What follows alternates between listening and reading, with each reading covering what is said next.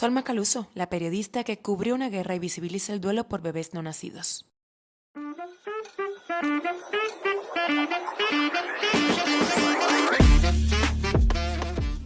Hola, bienvenidos a Punto Ciego, Canal 33. Hoy tengo el placer de estar con Sol Macaluso, periodista argentina, española, radicada aquí en Madrid, que te sonará su cara porque cubrió esos inicios de la guerra en Ucrania para muchísimos medios de comunicación, tanto españoles como internacionales.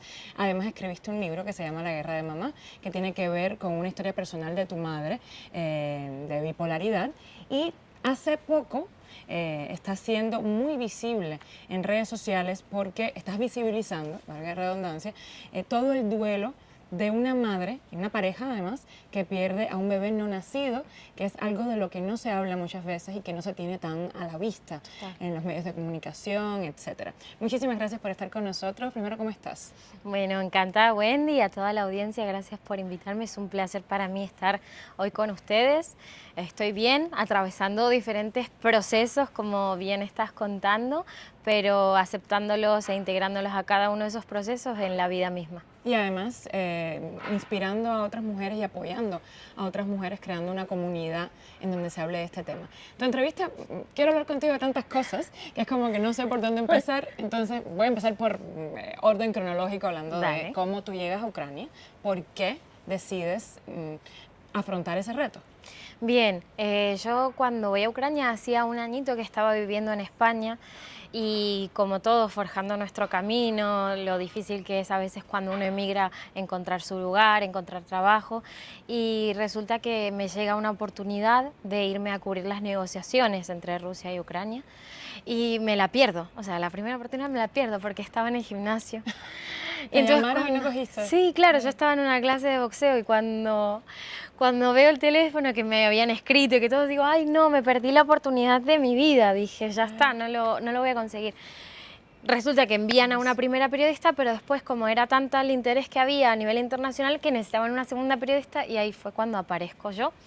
Lo que iba a ser un viaje por 3, 4, 5 días, me fui con un bolso pequeño, terminó siendo una cobertura de casi 3 meses de extensión, en el medio con una pausa en la que regresamos a España y luego volvimos a Ucrania.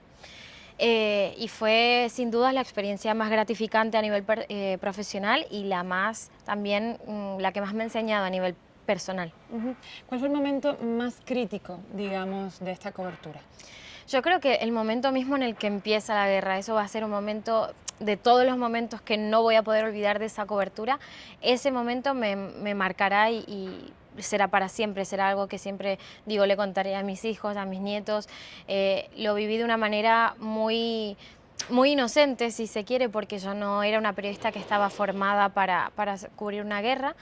Y no lo esperaba en cierto punto, a pesar de que ya hacía un mes que estaba conviviendo con ucranianos, porque al final mi equipo de trabajo era ucraniano, y analizando esta tensión que iba creciendo, los mismos ucranianos no pensaban que hubiera una Claro, es que todo guerra empezó tan como cerca. muy de no puede ser. No puede ser, total. Y me acuerdo esa noche previa, no podía dormir porque estaba viendo a una de las periodistas que más admiro, que es Clarissa Ward, de corresponsal de CNN.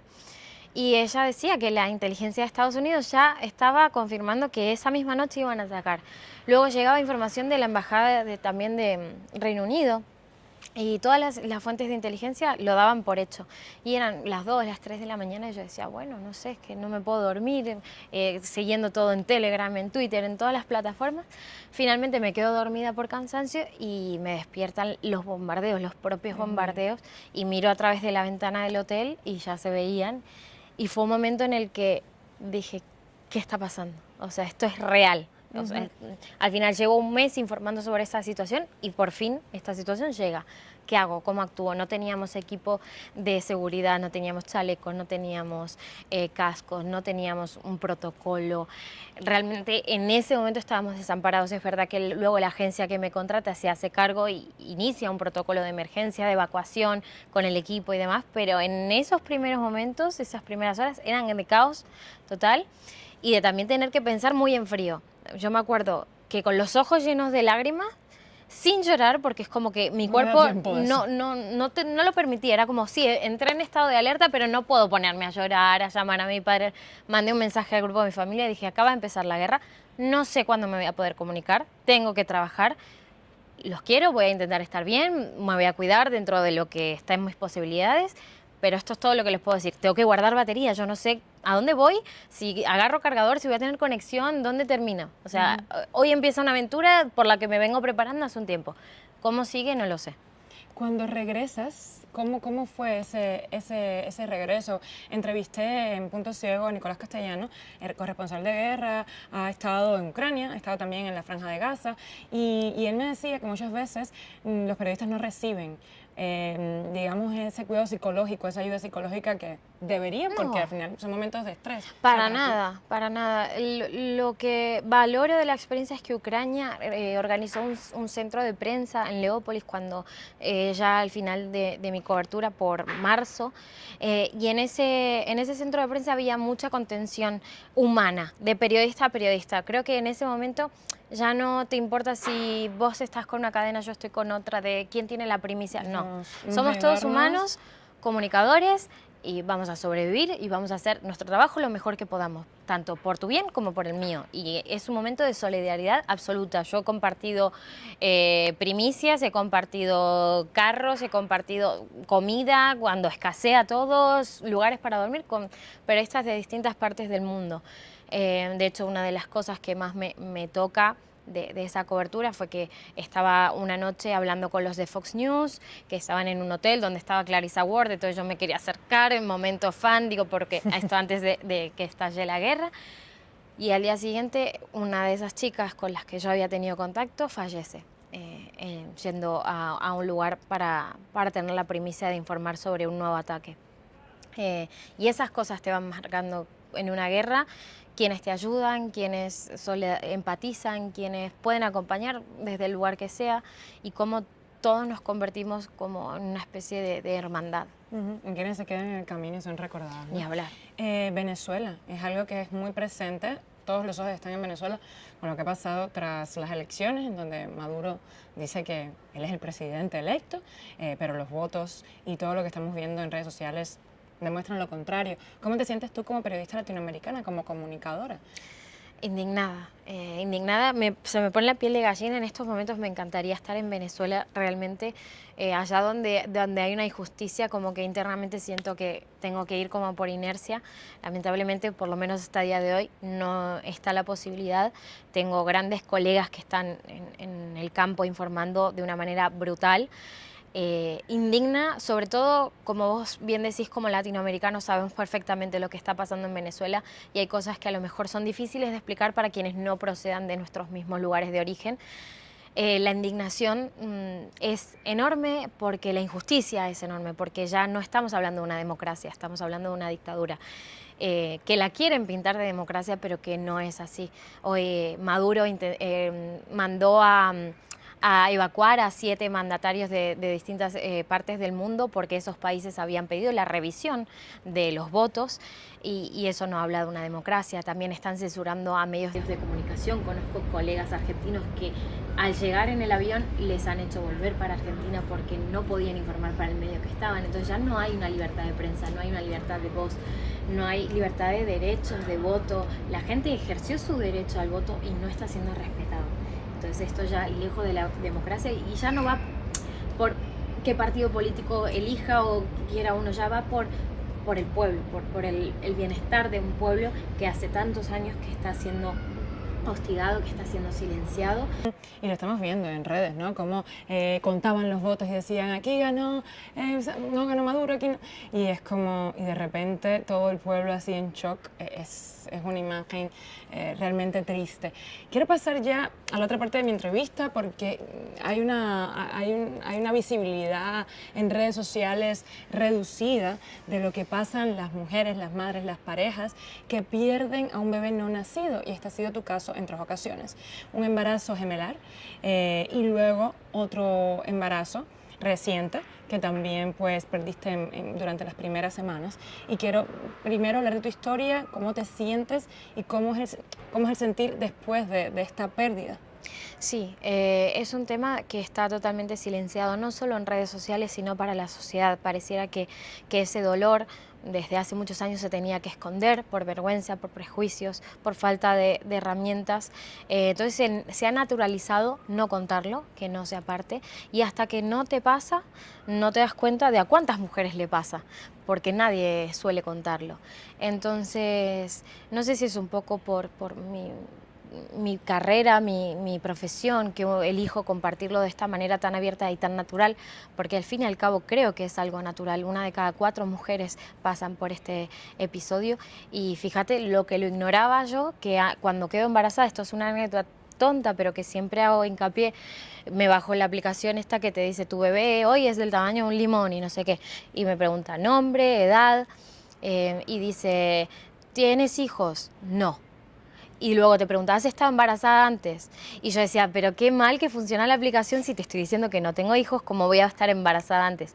Hasta que yo no perdí un hijo, no entendía que eso era una realidad mucho más común de lo que uno puede imaginar.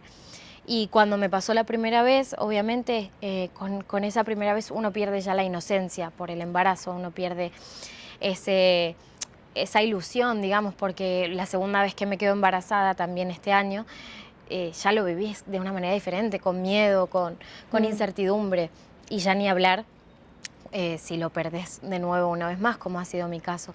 Entonces, hoy por hoy lo que quiero es concientizar de que esto es algo que sucede mucho, que debemos normalizarlo, así como se cuenta la alegría de un embarazo cuando llega y se comparte en redes con los amigos, con la familia, que podamos también sentir la validez de esta emoción tan desgarradora al perderlo y querer compartir esa pérdida.